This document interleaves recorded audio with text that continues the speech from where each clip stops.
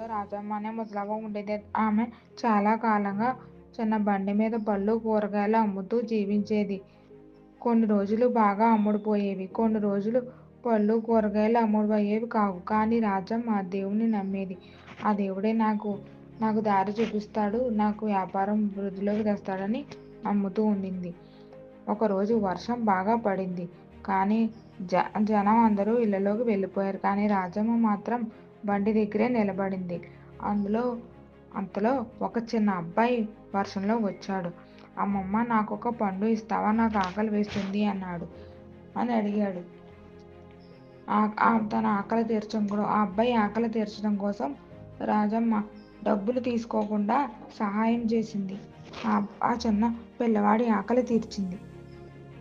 కొద్దిసేపటికి ఆ అబ్బాయి వాళ్ళ అమ్మ గొడుగు పట్టుకుని వచ్చి ఆమె రాజమ్మకు దగ్గర ఉన్న పళ్ళు కూరగాయలు కొనింది.